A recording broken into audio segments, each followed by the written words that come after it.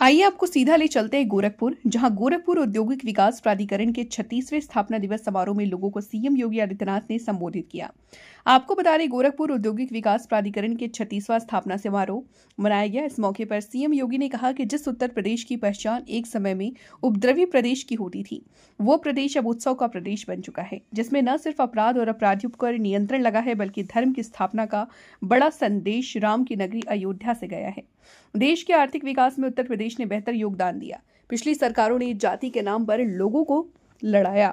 CM योगी ने कहा कि पूर्व की सरकारों में, चाहे वो समाजवादी पार्टी की सरकार रही हो या फिर कांग्रेस या फिर किसी की, सभी ने जात पात के आधार पर लोगों को लड़ाने का कार्य किया है।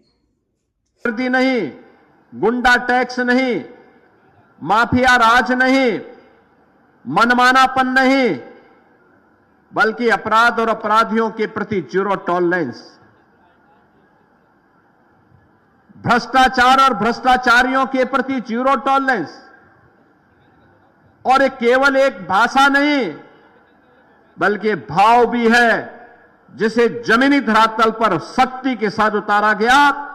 परिणाम है, उत्तर प्रदेश आज कानून व्यवस्था और सुरक्षा की दृष्टि से देश के अंदर एक मॉडल स्टेट के रूप में अपने आप को स्थापित करने में सफल हुआ। सुरक्षा का माहौल कैसे होना चाहिए, लोग उत्तर प्रदेश का आज उदाहरण देते हैं। अपराधियों और माफियाओं के खिलाफ कार्रवाई कैसे होनी चाहिए, आज उदाहरण उत्तर प्रदेश का लोग देते हैं।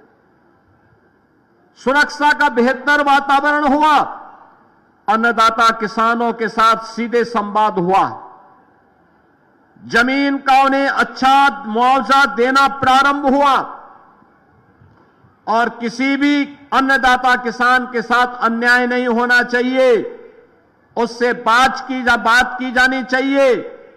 किसी भी गरीब को जाड़ा नहीं जाना चाहिए, जो सरकार का लक्ष्य है। और अगर किसी विकास की योजना को किसी गरीब की भूमि की आवश्यकता है ही, उससे अच्छा मुआवजा भी देना चाहिए, उसके लिए आवास की सुविधा भी उपलब्ध करवाई जानी चाहिए।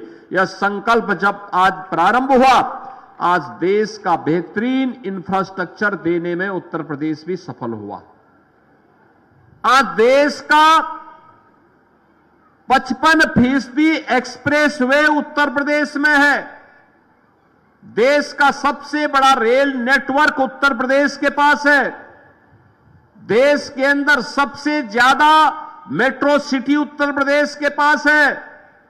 देश के अंदर सबसे ज्यादा एयरपोर्ट, 16 एयरपोर्ट हमारे क्रियाशील हैं, जिनमें 4 इंटरनेशनल एयरपोर्ट हैं और 5वां भारत का सबसे बड़ा एयरपोर्ट जेवर तैयार हो चुका है। अगले 1 महीने के अंदर प्रधानमंत्री जी के कर कमलों से इसका उद्घाटन भी हम लोग कराने जा रहे हैं। बहनों और भाइयों, देश का पहला रैपिड रेल उत्तर प्रदेश में, देश की पहली इनलैंड वाटरवे उत्तर प्रदेश में। अब उत्तर प्रदेश बीमारू नहीं, भारत की अनलिमिटेड पोटेंशियल का प्रदेश, नाम के अनुरूप यूपी अनलिमिटेड पोटेंशियल का प्रदेश हो चुका है। देश की सबसे तेज विकसित अर्थव्यवस्था के रूप में उत्तर प्रदेश ने आज अपने आप को स्थापित किया है।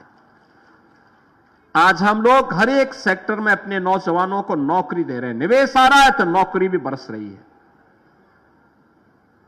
नौकरी आ रही है इसलिए क्योंकि निवेश आएगा तो नौकरी भी लेके आएगा। हर निवेश नौकरी और रोजगार की संभावनाओं को विकसित करता है, नए अवसर देता है, और यही हुआ। अब याद करिए, 15 लाख करोड़ रुपए के जो निवेश प्रस्ताव जमीनी धरातल पर उतरे हैं, ये 15 लाख करोड़ रुपए के निवेश के प्रस्तावों के माध्यम से हम लोगों ने प्रदेश के अंदर 1.5 करोड़ नौजवानों को सीधे सीधे नौकरी की स्थिति वहां पर पैदा की है। और प्रदेश भर में हुई है। अकेले गीडा में ही लगभग 40,000 नौजवानों को नौकरी मिली है अकेले गीडा में। यह है परिवर्तन। बहनों और भाइयों, करने की इच्छा शक्ति होनी चाहिए। और परिणाम है कि पिछले 8 वर्ष में, पहले 8 वर्ष पहले उत्तर प्रदेश में क्या स्थिति थी? पहले प्रदेश में होता था जाति के नाम पे लड़ाओ, भाषा और क्षेत्र के नाम पर बांटो, तुष्टीकरण की नीति पर चल करके अराजकता पैदा करो, उत्तर प्रदेश के सामने पहचान का संकट पैदा करो, वैमनस्यता पैदा करके उत्तर प्रदेश में कर्फ्यू जैसा माहौल पैदा करो।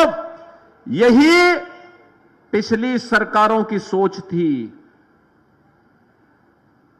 यही तो सपा और कांग्रेस करती थी, यही वे दल करते थे जिन्हें सत्ता में जब आने का अवसर मिला, प्राप्त हुआ, जाति पाति में लड़ाते थे, अराजकता फैलाते थे, गुंडागिर्दी पैदा करके व्यापारी की प्रॉपर्टी पर और गरीब की जमीन पर कब्जा करना ये अपना जन्मसिद्ध अधिकार समझते थे।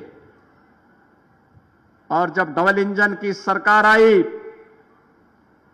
तो आपने देखा होगा जो एक कब्जा करने वाले थे, इनकी कमर को हमने सीधी करने का काम कर दिया है और इतनी कुटाई उनकी हुई है कि अब उसके ऊपर फैक्ट्री का निर्माण हम लोग कर रहे हैं।